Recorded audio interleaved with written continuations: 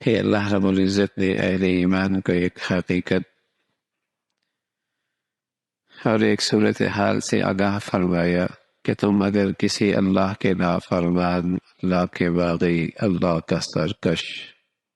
اور کسی منافق کے پاس مال و دولت دیکھو اور اس کی چڑھتی جوانی اولادوں میں دیکھو تو تعجب نہ رکھنا، تعجب نہ کرنا کہ یہ اللہ کا دشمن ہے اور اتنا خوشحال ہے، اور ایسی ایسی نعمتیں اس کے پاس ہیں، اولاد اس کا سہارا بنی ہوئی ہے، دولت اس کے پاس بہت ہے۔ یہ کیسی حقیقت اللہ نے بتائی ہے کہ عام سرسری نگاہیں بس اوقات غلط فہمی کا شکار ہو جاتی ہیں کہ کسی کے پاس دنیا کی ٹھاٹ باٹ دیکھ کر کہتے ہیں اللہ کا نافرمان ہے، اور پھر اتنے مزے میں ہے، اتنے مزے میں ہے، اور یہ اللہ کا جسے کہیں کہ باغی ہے اور پھر اتنا خوشحال ہے، اور کسی خستہ حال مسلمان کو جب دیکھتا ہے تو کہتا ہے یہ کیسا اللہ کا فرما بردار ہے کہ اس کے پاس تو کچھ بھی نہیں ہے، اس کے لیے تو گزارا زندگی بھی مشکل ہے۔ تو اللہ نے یہ حقیقت بتائی ہے کہ کسی کافر منافق کا ظاہر دیکھ کر اسے خوشحال نہ سمجھو، اور کسی مسلمان کی ظاہری خستی حالت دیکھ کر اسے معمولی نہ سمجھو۔ اللہ رب العزت اس دنیا کی بنیاد پر کسی کو اللہ کے ہاں مقبولیت نہیں عطا فرماتا، وہ اندر کا معاملہ ہے،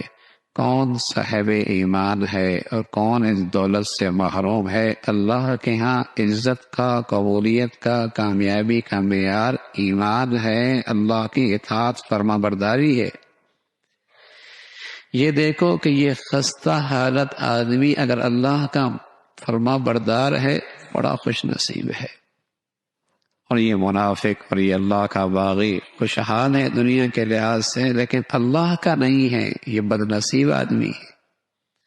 یہ بد نصیب آدمی ہے۔ بس اوقات نادان مسلمان، کمزور ایمان والا کسی نافرمان کو ترقی کرتے کرتے دیکھتے کہتے ہیں بڑا خوش نصیب ہے، بڑی اس کی قسمت جاگ گئی ہے، بڑی اس کے اقبال اچھی ہے۔ حالانکہ بس اوقات وہی جو اسے خوشحالی اور نعمت نظر آ رہی ہوتی ہے، حقیقت میں اس کے حق میں زحمت ہوتی ہے، عذاب ہوتا ہے، بہت بڑا فتنہ ہوتا ہے، بہت بڑا فتنہ ہوتا ہے۔ تو اللہ کریم نے اسی کا تذکرہ فرمایا کہ تمہیں ان کے اموال اور ان کی اولاد تعجب میں نہ ڈالے، اللہ کو یہ منظور ہے کہ انہی چیزوں کی وجہ سے اللہ دنیا میں بھی ان کو عذاب دے، دنیا ہی میں ان کو عذاب دے۔ اللہ کا باغی کتنا ہی ظاہری طور پہ خوشحال کیوں نہ ہو، اللہ اسے اندر کا عذاب تو دیتا ہی دیتا ہے، وہ کبھی پرسکون نہیں رہتا، کبھی مطمئن نہیں رہتا، کبھی اس کے دل کی دنیا میں چین نہیں ہوتا۔ دنیا میں کتنے بڑے بڑے مالدار گزرے ہیں، اور کتنے ایسے بھی ہیں جن کا آخری انجام کیا ہوا؟ خودکشی، خودکشی۔ اب سوچ سکتے ہیں ان کی اندر کی بے چینی کا کیا عالم ہوگا۔ اپنی جان لے لینا کوئی آسان کام تو نہیں ہے، لیکن وہ اندر کی بے چینی، اندر کی بے سکونی، اندر کا کرب اتنی تکلیف دہ ہے کہ آدمی اس حد تک پہنچتا ہے کہ اپنی جان لے لیتا ہے۔ اور آپ کو حیرت ہوگی دنیا میں یہ فقیروں میں، غریبوں میں کم ہوتا ہے، دولت مندوں میں زیادہ ہوتا ہے۔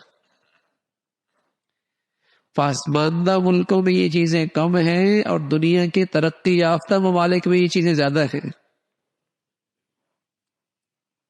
اگر ہم یوں کہیں کہ ہم ان سے ایک صدی پیچھے ہیں، لیکن سچی بات یہ ہے کہ خودکشیوں کے اندر بھی ہم ان سے 100 گنا پیچھے ہیں، وہ اتنے آگے ہیں۔ سویڈن ہے، ان کے ہاں یہ ہے کہ بجٹ خرچ کیسے ہو، ہمارا نا بجٹ پورا کیسے ہو، ان کے ہاں بجٹ خرچ کیسے ہو۔